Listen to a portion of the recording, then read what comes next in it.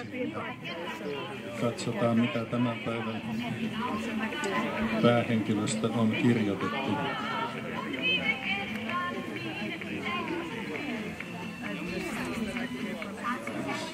Se saattaisi olla tässä.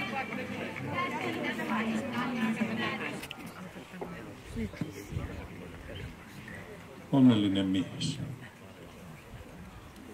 Kukapa meistä miehistäkään ei tahtoisi olla onnellinen.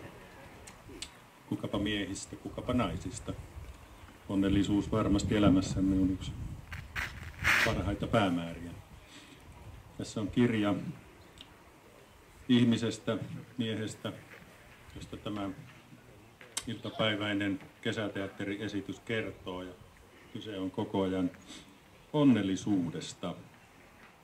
Onnellisuus kertoo onnistuneesta elämäntyöstä, mutta ei kokonaisuutena, vaan sen hetkisenä elämäntilana.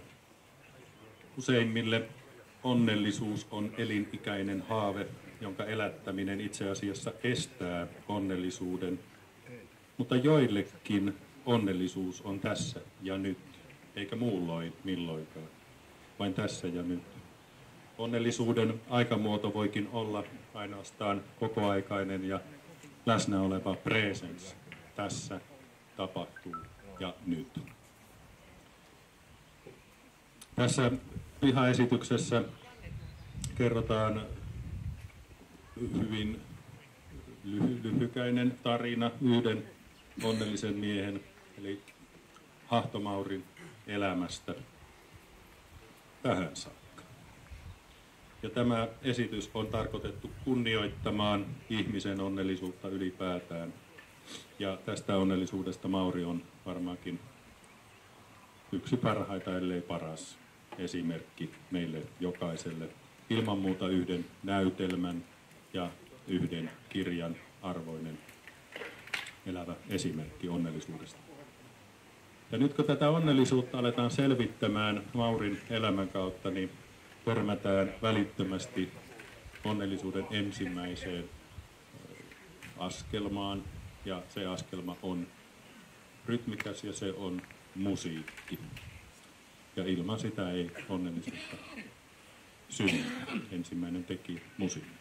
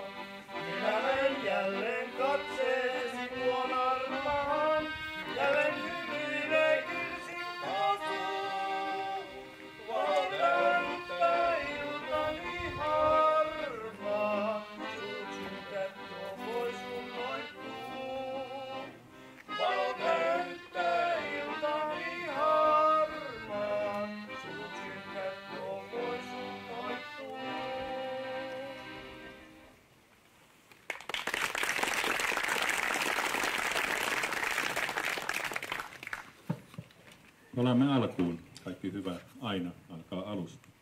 Ja tämän tarinan alku tosin ajoittuu kaikkien vaikeuksien ja vaarojen keskelle sotasyksyyn 1942.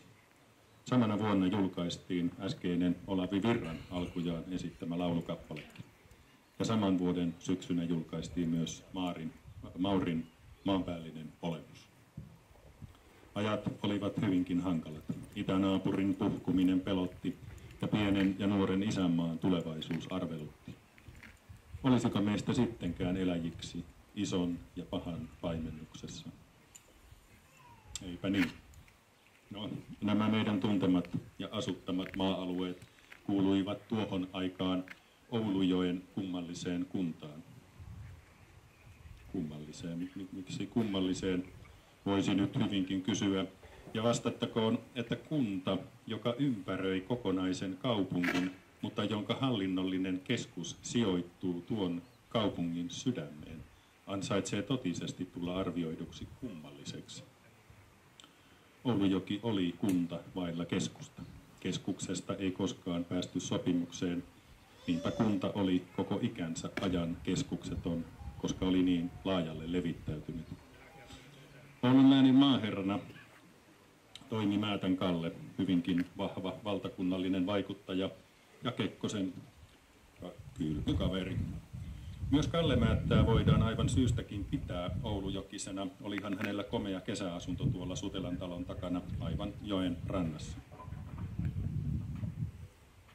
No, puutetta oli siis ja oli pahaa mieltäkin.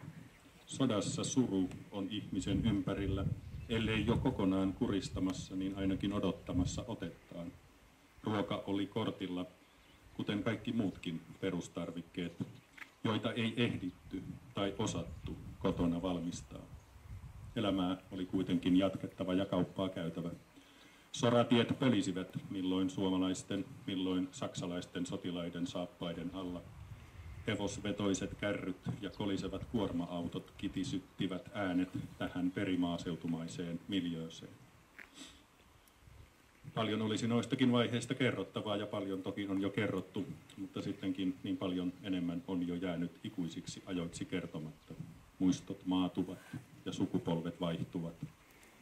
Vapaus sentään säilytettiin ja onnellisia ihmisiä kasvatettiin. Näihin maisemiin ja tilanteisiin silloin syksyllä 1942 syntyi siis Mauri-poika Kerttu ja Toivo Hahdon perheeseen aivan esikoiseksi. Mitä lienevät ajatelleet vanhemmat pojastaan tai isänmaamme vaikeista vaiheista, sitä emme voi tarkasti tietää, mutta tuskinpa heidän ajatuksensa ovat aivan tummia kuitenkaan olleet, sillä jo seuraavien vuosien saatossa Mauri sai rinnalleen 8 muutakin pellavaista sisarpäätä. Ajan hengen mukaisesti kuri oli kotona kova ja kokoaikainen, ja niin olivat nuorta ihmistainta koskevat odotuksetkin. Jokaisen, joka vain kynnelle kykeni, oli osallistuttava talon arkisiin töihin. Varsinkin esikoispoika oli otollinen tällaisten töiden tekemiseen. 2 kättä ja nöyrä luonne riittivät työkelpoisuuteen. Koulu oli Marekoskella, siinä samalla paikalla, missä se tänä päivänäkin on. Mauri meni sinne muiden mukana, vaikka tekemistä olisi ollut muutakin. Koulun alkuun mennessä hän oli jo oppinut tekemisen taidot ja ominut työtelijään moraalin.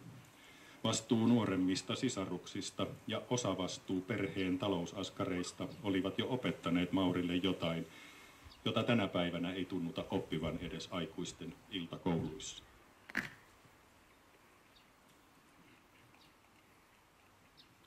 Koulupäivien päätyttyä Maurin uurastus jatkui naapureiden halkorantteilla.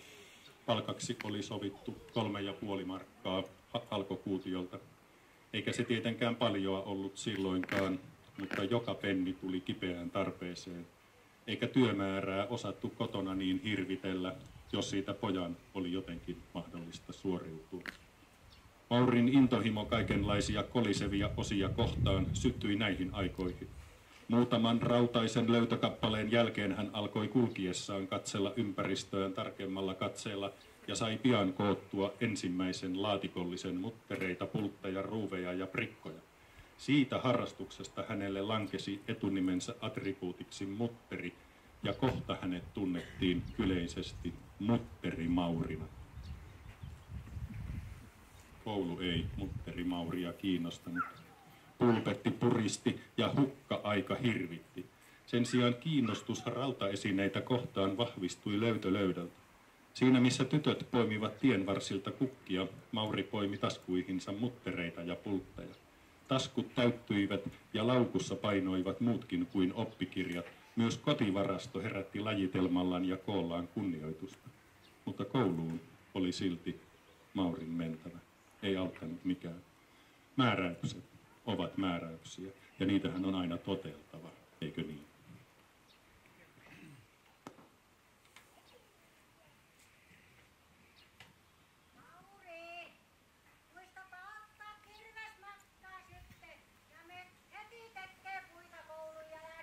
Kyllä äiti, totta kai muistan. Laitoin kirveen jo illalla reppuun. Hei hei. Joo, no jos saat palataan tuo heti kotia sitten. Kyllä. Mene sinä vaan, niin minä käyn äkkiä yhdessä paikassa ja juoksen sitten kouluun.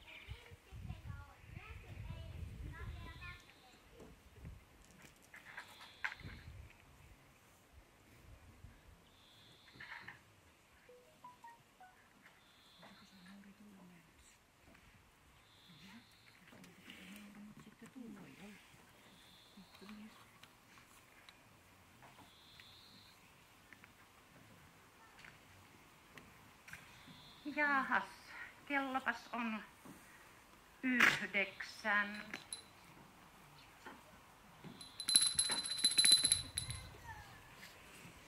Hyvää huomenta, oppilaat. Hyvää huomenta, opettaja. Jono suoraksi, niin saatte tulla luokkaan. Otso, mene aivan hiidan taakse. Nyt jono on suora. Hyvä. Saatte tulla luokkaan ja muistakaa pyyhkiä kengät.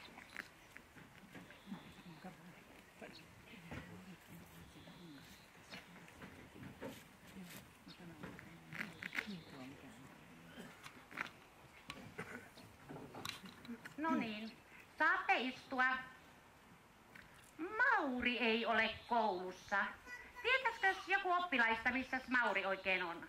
Iisa, tiedätkö sinä? Opettaja, kyllä Mauri on tulossa. Näin kun se lähti kouluun, ei se ainakaan sairas ole. Kiitos Iisa, saat istua. Mutta me aloitamme nyt sitten ilman Mauria koulun käynnin. Ja meillä on kaunokirjoitusta tänään. Mauri, missä sinä olet ollut, kun tulet myöhässä kouluun? Oravapesillä tietenkin. Eikö ole ollut? Ja mihin sinun käytöstavat ovat unohtuneet?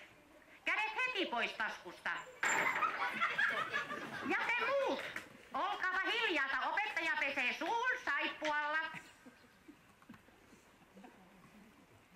Mauri, mitäs nämä töryt on tässä lattialla? Nämä kaikki ovat kultaa. Kerään näitä. Aivan varmasti tarvitsen näitä joskus johonkin. Vaikka pyörään. Tai vaikka minulla voisi olla aikuisena iso traktori, niin kuin naapurilla. Voi hyvänen aika sinua, Mauri. Nyt keräät reippaasti nuo töryt lattialta ja menet heti omalle paikallesi istumaan. Ja te muut, te olette vallan kurittomia tänä päivänä. Koko luokka jää vielä arestiin. Mutta Mauri, sinä ainakin jäät tänä päivänä arestiin. En ehdi jäämään tänään. On kiire puuntekoon. No, huomenna sitten. En ehdi jäämään huomennakaan. Pitää mennä koulusta heti kauppaan. Äiti hakee kansanhuollosta kuponkeja. Niillä saadaan sokeria ja kahvia. No, katsotaan sitten koulun jälkeen.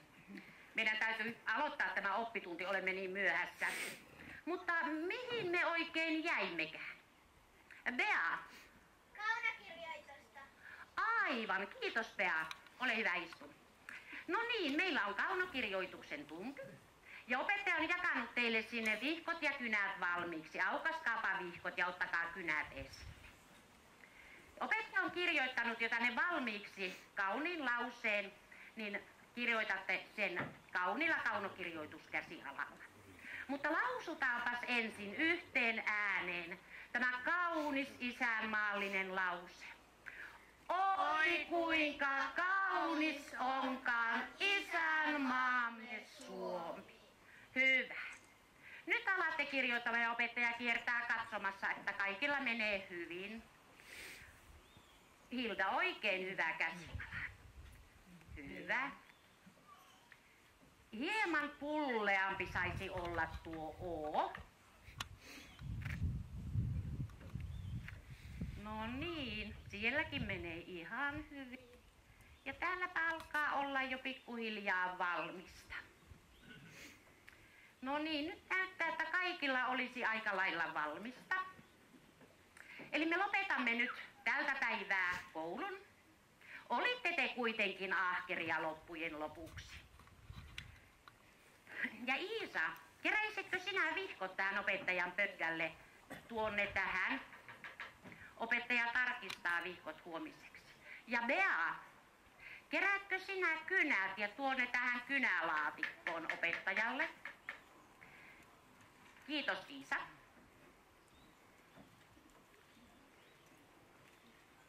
Kiitos Bea.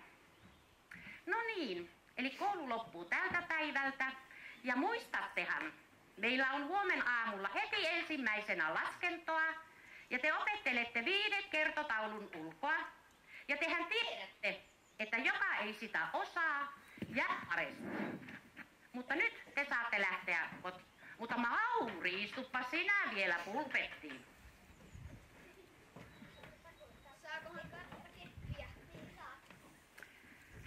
Mauri. No ei sinun tarvitse nyt tämänpäiväisestä jäädä arestiin. Kyllä opettaja tietää, että sinä olet ihan tunnollinen poika. Ja onhan ne kaikki työt tehtävä, mitä sieltä kotoa määrätään. Niin lähde sinä tänään sitten sinne puuntekoon. Selvä opettaja. Kättä päälle. Pidetään sovittuna. Pidetään sovittuna. Mutta Mauri, opettaja, on vielä yksi asia sinulle. Meillä huomenna on myös voimistelua. Ja me olemme voimistelusalissa. Harjoittelemme puolapuilla. Niin pidä Mauri huoli, että sinulla ei ole yhtään mutteria huomenna taskussa. Selvä. En ota huomenna muttereita. No niin, lähde sinäkin sitten sinne puuntikoon.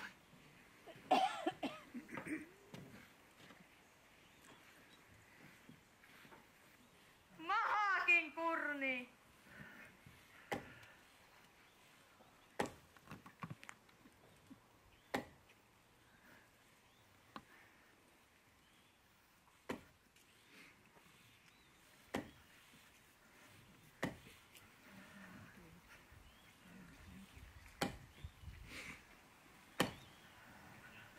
No täällähän se Mauri niin reippaasti hakkaa halakoi. Ja eikö se tänään pitänyt tullakin valmiiksi? Ja nyt minä maksan sinulle palkan. Mä annan 3 markkaa 50 penniä sinulle. Ja sitten annan 10 penniä vielä.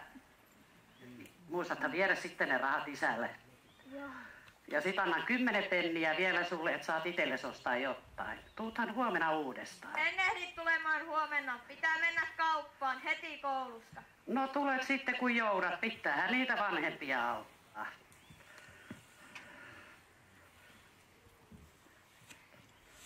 Maurin lapsuus vaihtui luokka-asteittain nuoruudeksi, mutta aikojen ankeus ei vieläkään häviä. Sotien surkeuttama maa edellytti kansalaisiltaan kovuutta ja kuntoisuutta. Työtä täytyi tehdä kenties enemmän kuin koskaan itsenäisyytemme aikana. Ja kaikki työ tehtiin nimenomaan itsenäisyytemme tähden. Tahtoa kysyttiin ja tahtoa punnittiin. Mauri täytti 16 vuotta ja lähti työttömyyskursseille Utajärvelle. Jotain täytyi tehdä ja siksipä kurssikin piti käydä. Utajärvellä Mauri kuitenkin pysyi uskollisena harrastukselleen ja pääsi jatkojalostamaankin rakasta rautasuhdettaan. Hänelle opetettiin kursseilla monenlaista taitoa, muiden muassa polttomoottoreiden purkamisen ja korjaamisen ihmeellisiä saloja sekä hitsaamisen hehkuvaa taidetta. Mauri oivalsi nopeasti, kuinka sopivaksi työstettyjä rautapaloja yhteen polttamalla saattoi saada aikaan mitä mielenkiintoisimpia työvälineitä, ja tarvekaluja. Rauta totteli tulta ja miehen tahtoa. Laitteiden huolellisella huoltamisella saatettiin lisätä niiden elinaikaennustetta lukuisilla vuosilla. Eipä siis ollut lainkaan turha tämä Utajärvisten kurssi. Tekevälle osaajalle oli töitä ja tilausta. Ajatus jostain omasta alkoi hiljaa itää Maurin mielessä. Kotona Madekoskella kiiteltiin kuitenkin lähinnä Maurin toimittamista rahalähetyksistä, jotka hän kuukausittain erotti kotinsa osaksi vähistä kurssikorvauksistaan. Utajärven ekskursion jälkeen koitti viimein varusmiespalveluksen vuoro Suomen raskaassa. Se sujui nopeasti ja nuhteettomasti, eikä isänmaalla ollut huomauttamista poikansa palveluksesta. Sotaväen jälkeen Maurilla olikin kiire jo siviiliin, sillä nuoren miehen panosta kaivattiin kotona kipeästi. Lähitilojen isännät saivat nuoresta Maurista luotettavan, osaavan ja uutteran renkimiehen. Rengin osa, vaikka mies olisi ollut rengiksi kuinka hyvä tahansa, ei ollut mitenkään häävi. Palkkakin oli pieni, sen sijaan työaika oli pitkä, työt ja taakat raskaita, ja vain pitkien talvien polttavat pakkaset pääsivät rehentelemään paljoudellaan. Kipinä oman verstaan perustamisesta sentään säilyi ja lämmitti läpi vaikeimpien vaiheiden.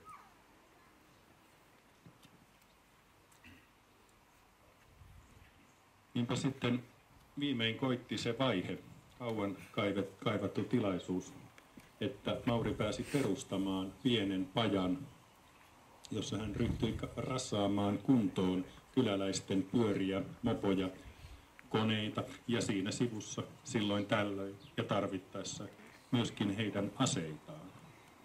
Kaikkia aseita ei ollut sentään kaivettu maahan tai kätketty vinttivarastoihin. Jopa alkoivat ajat muuttua mukavimmiksi. Oman yrityksen pyörittäminen ei tuottanut juuri rengin palkkaa suurempaa tuloa, mutta omana herrana häärääminen oli sentään jotain muuta kuin toisten totteleminen. Mauri oli löytänyt oman onnellisuutensa seuraavan salaisuuden, yrittämisen vapauden. Haukkuva pakkanenkaan ei enää polttanut niin kipeästi kuin rengin haalareissa. No, eihän se kaikki sentään pelkkää rauta-aikaa ollut. Olihan siinä joskus vapaa-aikaakin, mutta eipä lakannut yrittäminen vapaa-aikanakaan, vaan jatkui yhtä lailla, joskin toisissa talleissa. Mauri oli jo lapsesta saakka ollut intohimoinen musiikin ystävä, ja hyvä soitto tahtoi kutittaa jalkapohjia siinä määrin, että jalat oli saatava liikkeelle rytmin mukana. Näin Mauri alkoi kiinnostua tanssilavojen tarjonnasta. No, toki niin kuin kuten aina, nehän olivat ne kuuluisat kaverit, naapurin pojat, jotka saivat alkuun houkuteltua Maurin rientoihin ja pelipaikoille aina tuonne Muhoksen Junnin vajalle saakka. Harrastus helpotti liikkumista ja laatu lisäsi luottamusta. Mauri parsi kokoon puhtoisen polkupyörän, rasvasi ketjut ja laakerit, vahasi rungon, kiillotti penkin ja kelpasi sitä tanssitaitoisten tytärten arvioida. Tarakalle olikin tulijoita. Mauri ei jättänyt silloinkaan ketään välillä.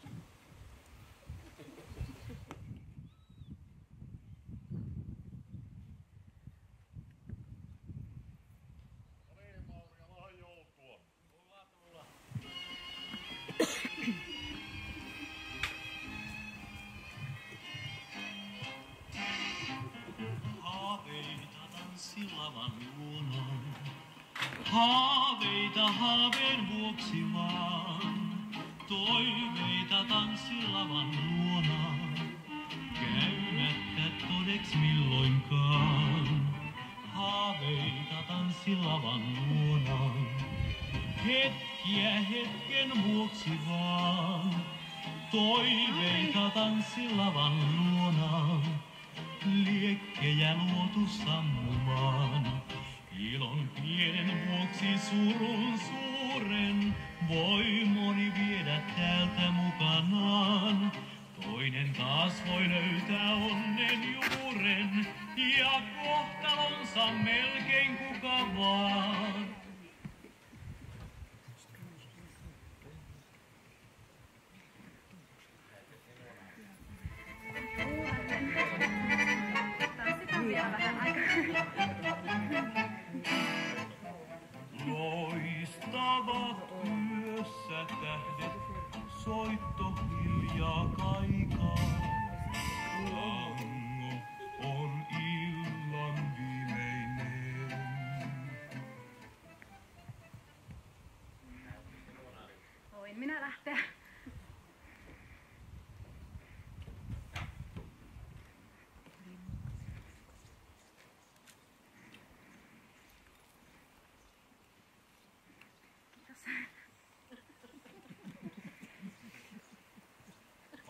näin tanssivat kengät ja sievet.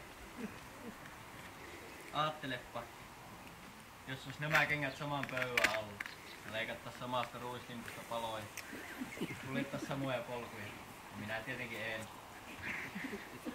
Sehän kuulostaa aivan kuin kosisit minua. Niinkö sinä se ajattelet? Minäpä ootkin terävä tyttö. Uskallatko lähteä Tarakalle? On se saatana. On näin hieno keli. No uskallan.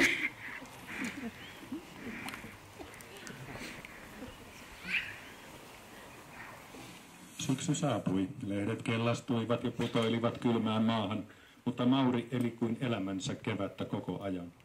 Hän pakkasi nätin neidon edessä, kopsautti kiiltävien kenkiensä kannat yhteen ja kosi nuorikkonsa vielä ennen talven tuloa. Pesänrakennuspuuhat alkoivat pian Maurin kotimökin vieressä Madekoskella. Vähän tämän jälkeen liiton solmivat myös Oulujoen kunta ja Oulun kaupunki. Kaupunki oli kosiona ja kunta kiirehti myöntymään kosintaan. Susiparin suhde siis virallistettiin osapuolten valtuustojen päätöksillä vuonna 1965. Ja siitä saakka on onnellisuutta etsitty yhdessä ja etsitään yhä edelleen. Toiminnan laajentuessa pois kotipihan rajoilta Mauri hankki uuden isomman tontin ja perusti siihen autopurkaamon. Tulevaisuus vaikutti valoisalta. Töitä riitti töitä pelkäämättömälle ja kehujia piisasi senkin jälkeen, kun työt olivat tulleet tehdyiksi. Maine kasvoi ja kunnia karttui. Kylän miehet markkinoivat Mauria ja kysyntä lisääntyi. Kohta Mauri tunnettiin jo muuallakin kuin vain näillä lähialueilla. Päiville alkoi kertyä pituutta.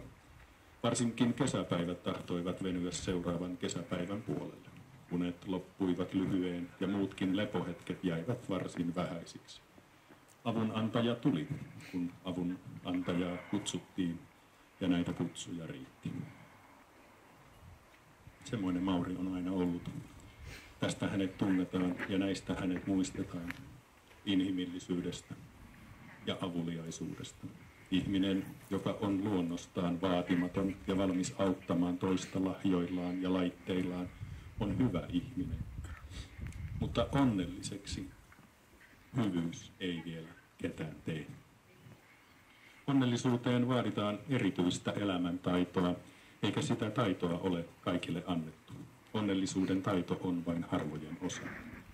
Olisiko paikallaan jopa sanoa liian harvojen osa? Vielä on mainittava eräs piirre, joka nimittää Mauria, ja se on ajan hermolla pysymisen kyky. Eipä ole sekään mikään itsestäänselvyys, ovathan niin monet joutuneet luopumaan töistään pelkästään sen tähden, etteivät ole kyenneet pysymään ajan hermolla, vaan ovat juuttuneet jonnekin, mikä on jäämässä tai jäänyt menneisyyteen. Mauri loi jo vuosikausia sitten itselleen sellaisen ATK-profiilin, ja sen turvin hän toimii jo osana universaalia transaktiojärjestelmää. Mauri käy kaukokauppaa koko Suomen alueella, ja tuolta Madekosken suoran peltiaidan takaa singahtelee rautapaketteja päivittäin ja pitkin maata. Mauri alkaakin olla melkoinen instituutio erilaisten konekeräilijöiden keskuudessa. YouTube-kanavan kautta Mauri on tavattavissa kaikkialla. Maailman rajat ovat lopulta tulleet vastaan Maurin markkinoinnille. Hänen seuraajia on etelästä pohjoiseen ja idästä länteen. Semmoinen mies on tuo mies, joka elelee siellä omassa pikkuparatiisissaan viranomaisten vaatiman peltiaidan kätköissä. Aidan toisella puolella todellisuus on toisenlainen, jotenkin onnellisempi. Mauri on touhunnut pihansa tutuksi. Siinä missä jokainen askel on harkitusti päämäärätietoinen, on jokainen esine tarinan arvoinen. Olipa kyseessä suuren koneen pieni osa tai vaikka mutkille punottu ruosteinen rautatanko, Mauri osaa suunnistaa etsimänsä luo askeltakaan turhaan hukkaamatta. Kaikelle on paikkansa. Kaikelle on paikkansa. Ja niin alkaa onnen kaava olla kasassa.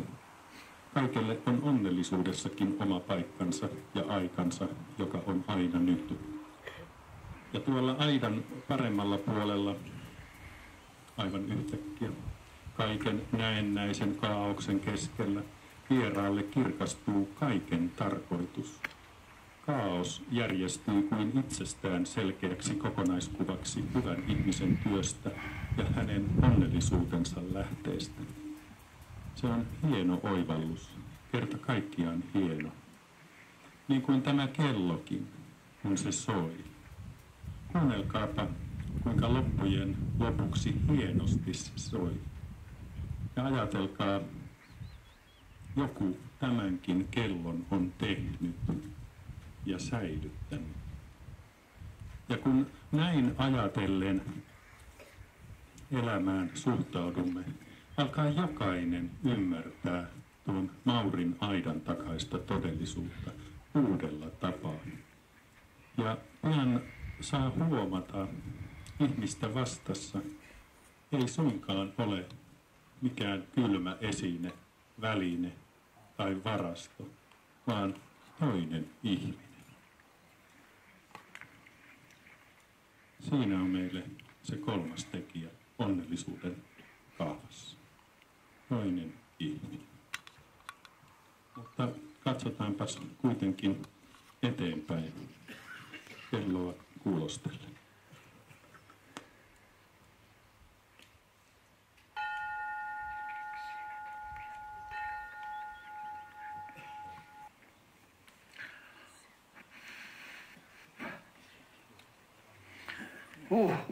Kylläpäs on mukava istahtaa.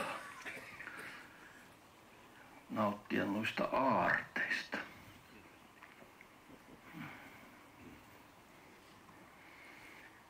Kato moro, onhan se isäntäkin kotona. Mä ajattelin, että näet YouTubessa tai jossakin netissä ja jotakin huviossia tilaamassa. Ei tässä nyt joua. Mikä sulla on kiire? Katoppa kuule kuinka ihana aarteen minä olen löytänyt. Tämä on uuni. Kato sinne. Näitä enää tahos löytää mitään. On perhana, tuo on kyllä, on komia. Mistä oot löytänyt näin sievä uuni? Pitää aina silmiä auki ja sopivassa tilaisuudessa kuule sanoo, että joko se on joutilas. Niinhän ne joutuu aina tämmöiset aarteet. Ja katoppa, tässä on ollut tapetilamppu. Mikä helkutin lamppu se tämä? Minä sytytän sen. Siinä on kuule niin kirkas valo, että heti näet aijaa. Tämmöisellä ilmalla? Niin. No kyllä. Se on kuule tarkka. Mutta oli mulla vähän asiaakin sulle. Sulla on kaikkia muttereita ja ruuoja. Kun mä tarvitsin omaa rattariin semmoisen 3-kasi UNC-kierteellä olevan pultin ja vähän muitakin muhvoja. Löytyykö sulla mistä? Katsotaanpa, eläpä hättä. Mulla on täällä on kuule muttereita kuule tässä laatikossa. Katoppa. Siinä minkä 3-kasi UNC. Se. Tuo UNF. Nyt soi puhe. Katoppa siitä. Minäpä etin silloin aikana. Mauri. Päivä. Niin minkälainen sisu teillä on? Ja minkä vuosimalli? 79 Jyrysi. Se on hieno peli. Se on tosi hieno. Mitä osaa tarvitsi? Joo, vesipuu. Kuule, siinä on semmoinen, että nämä Jyry-sisut silloin tuli 3 eri moottorivaihtoehdolla. Minä muistan kyllä hirviän hyvin sen. Ja jokaisessa moottorissa oli erilainen vesipumppu. Ja nyt pitäisi kyllä tietää tarkempia vesipumpusta, minkälainen se on. Ettei tule väärää pumppua. Niin. Mutta tietää sinä minun sähköposti. Ota kuule mittoja siitä. Ja pystytkö lähettämään kuvan minulle? Minulla on kyllä siihen osia ja on minulla siihen kyllä 2 vesipumppaakin Jyrysistä, mutta jotta saadaan oikea kuule vesipumppu, niin otappa kuvaa siitä ja lähetä minun vesiposti. Vai sähköposti? Sanat sekaisin. Niin se on, joo. Niin. Kyllä. Mutta lähetäpä ne kuvat, niin joo. No niin, teille, hei. Löysitkö sinä sieltä niitä Mä osia? sitä jotakin löysin, mun täytyy vielä katsella vähän lisääkin sitä, jos sulle passaa. Sulla on näitä laatikoita niin hirviän paljon. Kato, täällähän tuli joku toinenkin varauta ostaja. Onpa ostaja, no. Kato. Siis tämä on aivan mullikolla, että täällä ei kyllä ole asfalttia. Mutta oletettavasti olin oikeassa paikassa. Otapa hetki, minäpä käyn. No niin, päivää. Päivää? Niin, haluatko katsella jotakin vuosikymmentä tai jotakin? Katselkaa ihan rauhassa ja... Katselen, mutta ei tämä kyllä täällä katselemalla kummeta, mutta toki katselen. No ja ette pane pahaksi, niin hieman kuvaan. Niin. Minä annan pari ossaa tälle kaverille tässä, niin minä tuun ihan pian palvelemaan. Aivan. Katselkaa ihan rauhassa. Kaikki on rauhassa. Katseltavissa. Kyllä, joo. Minä katselen ja kiertelen. No pitää hupsukintsu tuomaan. Hyppii yhdellä jalalla kurki keväällä. En ole kyllä ajattelin nähnyt, mutta joku tärkeä ostaja varmasti. Näin tuo näyttää tärkeältä. Oliko ne sopivia? Kyllä tähän on siinä, mutta mä vielä kattelin tuosta toisesta laatikosta. No minäpä käyn palvelemassa. Käy kiertelemässä.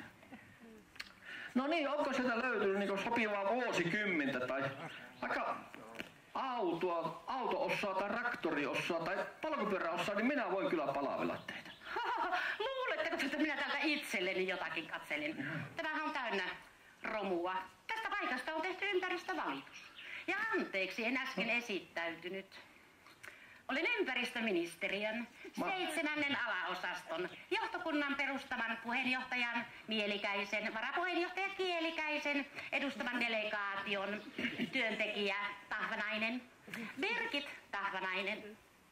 Ja olen täällä todella tässä ympäristöasioissa ja... Ympäristöasioissa? Minä rakensin ajan tuohon 40 vuotta sitten, kun ympäristöstä puhuttiin, että se on tämä olisi tielle näkyisi tämä mun piha.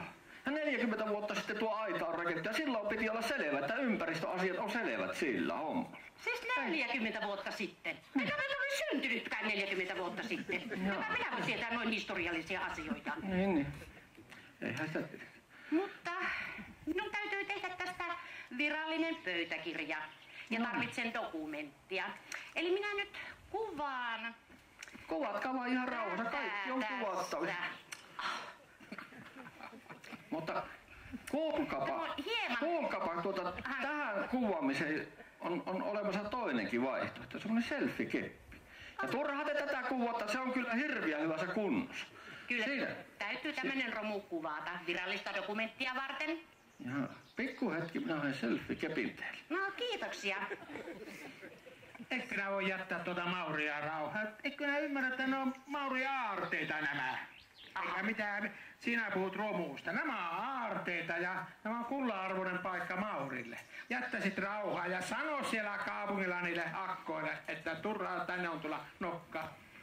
Minähän teen vain työtäni. En ota mihinkään kantaa henkilökohtaisesti. Saanko minäpä näytän tämmöisen hienon laitteen. Tämä on nykyaika. Teillä ei vitsi kaupungilla ole vielä tämmöiseen päästä. Ei meillä ole. Kokeilkaapa nytten kuva. Aiko hieno. Ja on niin käteen sopiva. Ja oikein kullitettu pää. Joo, meillä on. Mutta minäpäs tässä nyt. Anteeksi vaan. Niin. Minäpäs tässä. Olkaa hyvä. Ottakaa vaan paljon kuvia sieltä. Ja minä nyt vielä tarkistan sitä virallista pöytäkirjaani varten, että jos tämä romu jotakin vuotaa, niin onko se kenties vaseliinia vai bensaa, dieseliä, öljyä? Tämä ei vuoda mitään. Minä olen 5 vuotta sitten tarkistanut sitä öljyt ja nestet ja ne on varmasti kunnossa. Mutta aina tämmöinen voi allensa laskea jotakin. Ei näe tähän, että se on ihan hiekkahan se on. Kyllä se on puhas. Ei sieltä vuoda mikään. Mutta kiitoksia. Tämä oli oikein tarpeeseen ja täytyy sanoa, että ihan hieno kapistus. Ehkä minun täytyy hankkia tuollainen itsellenikin. Mutta minä en tullut tänne todellakaan kiittelemään. tästä on tehty tämä ympäristövalitus ja... Minä en kuulu. Kuka teidät oikein lähetti? Minä olen nähnyt asiakkaita täällä, mutta ei kukaan ole valittanut. Minä toimin ihan pienoisessa ympäristöministeriön alaisuudessa. Niin, kyllä. Ja minulla on tähän työtehtäväni liittyen valtuuksia. Korostan valtuuksia. Eli minä teen virallisen pöytäkirjan ja me tulemme myöhemmin tarkistamaan. Ja minä määrään, minulla kun on näitä valtuuksia, niin, että tämä koko tontti, tämä on aivan silmiin kantamattomin kaikkea romua. Tämä kaikki on tyhjennettävä, sanotaan, 1.8. mennessä. Ja huomatkaa, minähän olen erittäin hyvä sydämellinen ihminen. Minä annan teille aikaa 7 viikkoa ja mielestäni siinä tulee vielä muutama päivä päälle. Kyllä. Kovin on ukaasit, mutta on. Kyllä, mutta tämmöisiä kohteita täällä riittää, eli minua seuraava työtehtävä kutsuu. Ja olen mielestäni nyt saanut riittävästi dokumenttia virallista pöytäkirjaani varten. Ja me tulemme silloin 1.8. isommalla delegaatiolla minun johdollani tarkistamaan, että tämä varmasti on tyhjennetty. No, tervetuloa vaan kovasti sitten elokuussa, niin mehän voidaan palata asiaan varmasti. Kiitos. Toki palaamme. Ja oletan, että tämä on tyhjennetty. Voi helekutin, mikä pirppani. Kuulitko mitä sanoit? Romuksi puhuu näitä kaikki. Sano muu. Aarteita. Ei, mulle riittää nämä. Niin mä lähden omaa rattoria korjaamaan ja palataan. Me levähtelle. Minä justiinsa mietin, että nyt on tullut kyllä niin isoja asioita, että on pakko mennä pötkölleen vähän ja miettiä, että kuunnella hyvää musiikkia. Sillä se selviää.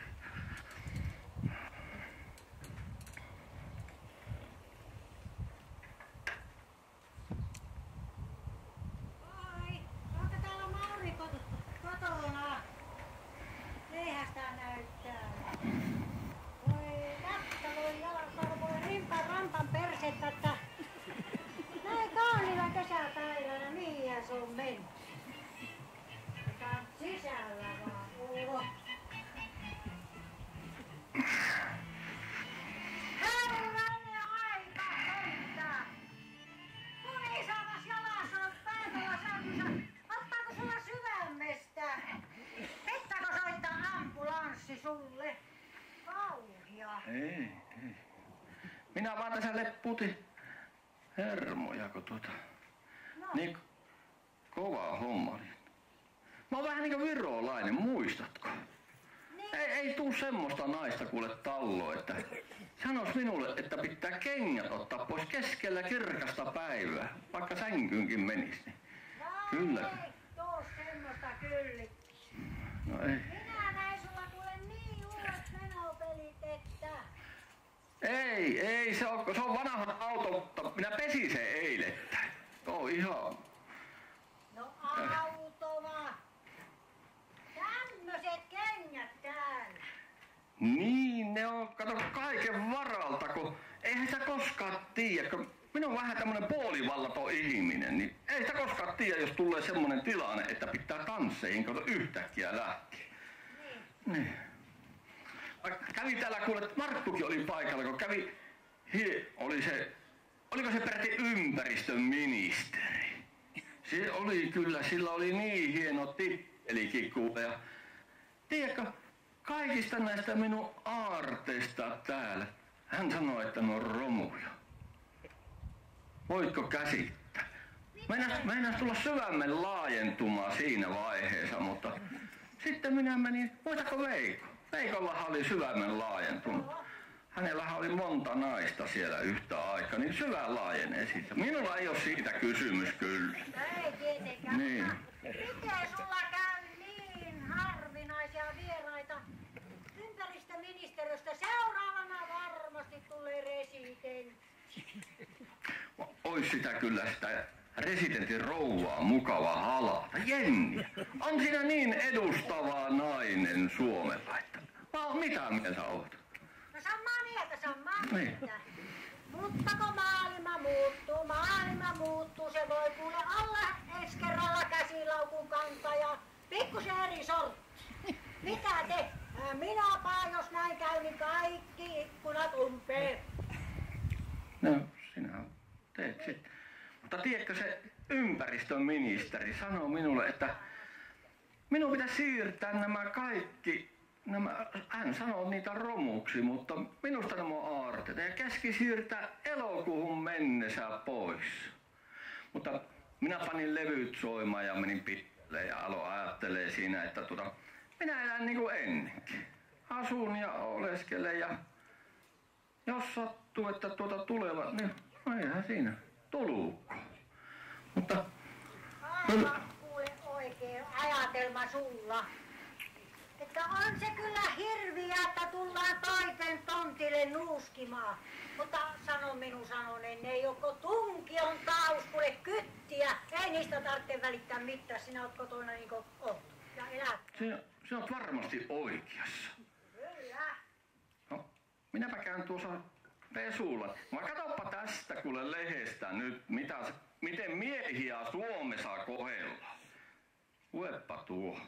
No minäpä minä käyn pesulla. Mitä sitä Ylä-Kainuun sanomissa voi olla semmoista, jota ei Kalevasta löydy? Oi herranen aikansa. Nyt kyllä niin jännät paikat. Nainen orjuutti miestä Suomussalmella vuosikausia. On kyllä hirviää. Mauri on niin kunnollinen ja tunnollinen mies, että tämmöisestä järkytyn minäkin. Nainen on pakottanut aviomiehensä tiskaamaan, imuroimaan ja kopistelemaan mattoja silloin tällöin. Se on aivan kaunis. Ja miehellä on ollut kädet rakkoilla, se on joutunut käyttämään aivan käsirasvaa. Kyllä Suomussalmella on hirveä. Mutta on siellä joku asia hyvin. Kuulkaapako siellä on tämmönen pilottiryhmä tullut. Leipäjonossa on ruvettu antaa ilmasta kaljaa, ettei että jotakin suolla saavat siellä. Voika. No mitä? Löysitkö sinä siellä? Mistä sä tuommoisen lehen oot saanut käsiin? Ne on tosi asioita vissiin Suomessa nykyään nuo. Ei, kuule, ei meillä Suomessa oo tuommoista. Ei ainakaan meilläkään. Ei Veikon tarvitse tehdä kerrassa mitään. Ei me Suomessa teetetä. Miehillä mitään. No hyvä. Ei Veikon tarvitse. Joo, mutta kuule, minun pitää nyt lähteä kotiin. Nyt on poikkeustapaus. Veikko keitti hyvää ruokaa. Ja minun pitää lähteä kertoo heti kylälle vähän tästä ympäristöministeriön asiasta. Heippa! Heippa! Niin.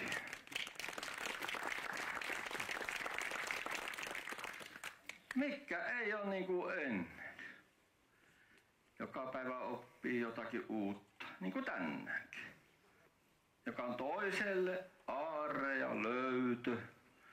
Se saattaa olla toiselle pelkkä romu. Mutta kaikkien kanssa on tultava toimeen ja tulehan sitä. Ne on nuo ajatukset oltava sillä lailla, että kaikkia sopii ajatella ja miettiä kunnolla, että mitä mieltä kukakin on. Ja sillä lailla sitä toimeen tullaan. Mutta niin se on.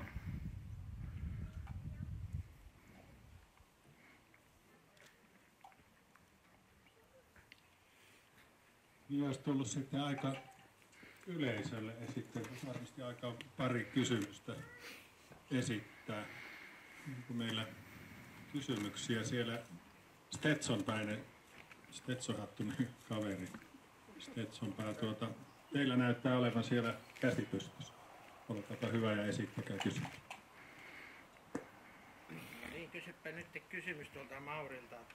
Tää voidaan kysyä siitä, että tämmönen... Mitä antaisit pois, jos olisi pakko luopua? Mitä antaisin pois? Se on paha kysymys. Vaikea kysymys. No rakkastani en luopus kyllä millään. Enkä aarteistani. Se on semmoinen, että jos minä jonkun aarteen täältä myisin, niin sitä ei saisi enää rahallakaan takaisin. Ne on tärkeitä, kaikki aarteet. Eläkkeestä voisi antaa puolet pois. Niin.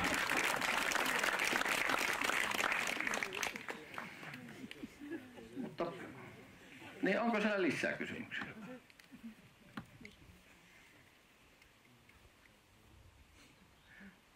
Mitä sinä toivot vielä elämältä? No se oli jo helpompi kysymys. Tietenkin nainenhan se on kyllä mukava täällä olla vielä. Puristettais sammaa. Hammastahan on tuupia iltasella ja soppihan siihen pöytään vielä tosiaan se yksi lisää.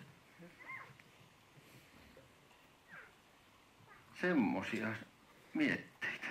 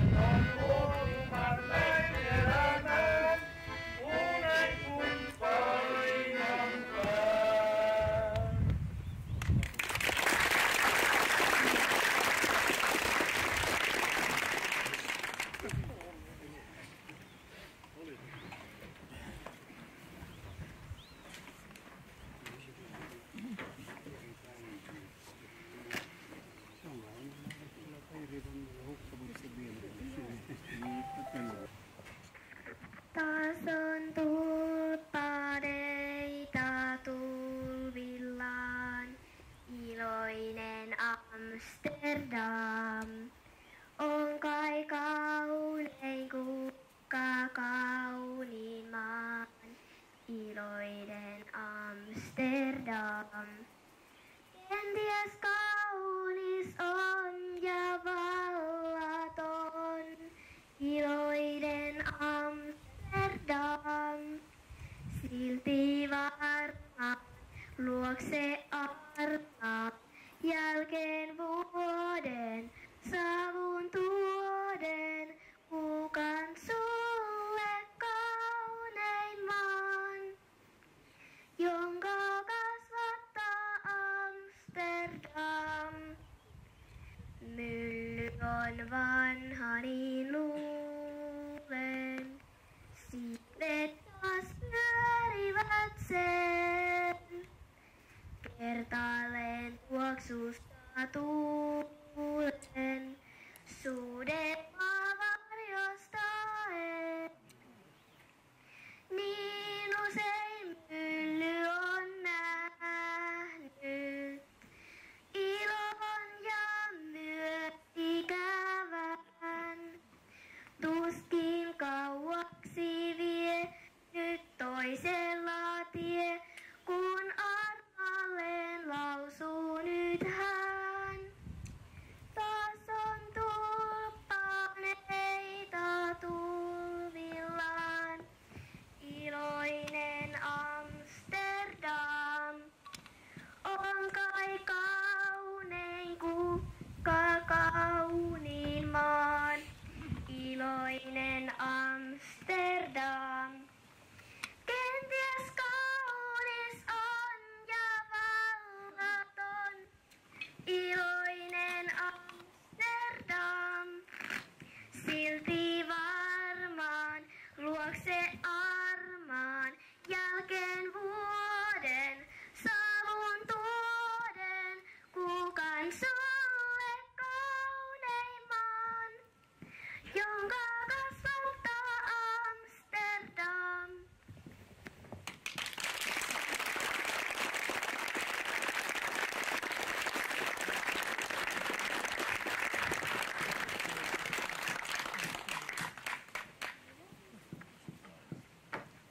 Otetaanko vielä yksi pikkuseremonia tässä, kun me tiedetään, että sä täytät 75 vuotta. Se ei ole yksi armeijan ikä vähemmän, kun tämä valtakunta on vanha. Se on aika paljon. Jos me koko porukka nyt etukäteen vähän niin kuin juhlistettaisiin tätä ja lauletaan paljon onnea vaan, niin saadaan tälle juhlalle arvoisensa loppu.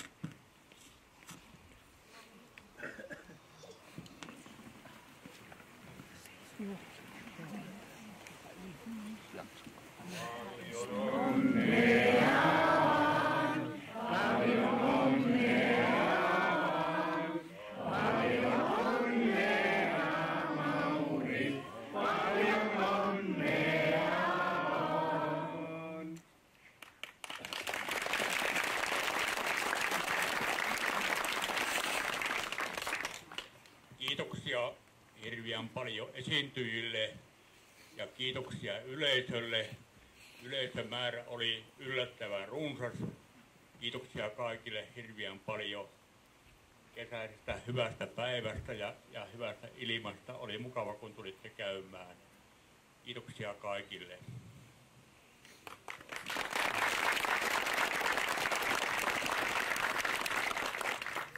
No niin, minä haluan taas kiittää kaikkia teitä, jotka olette tullut tätä katsomaan. Ja Mauria ensinnäkin, että se antoi luvan tämmöiseen. Meillä on ollut aivan ihana porukka tätä tekemässä ja ihania nämä oman kylän näyttelijät täällä. Ja nyt kahvitellaan, syödään makkaraa.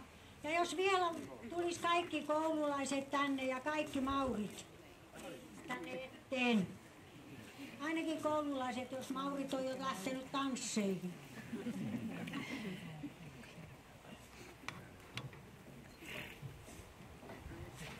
Ja nyt voisi ajatella, kun on ollut aika paljon kysyntää, että kenestä tehdään ensi kesänä Tämä on niin mukavaa. Kaikki kyläläiset on tämmöisen arvoisia, että tehdään tämmöinen pikkujuttu. Niin Merjasta tehdään ensiksi. Aha. Sovittu. No niin.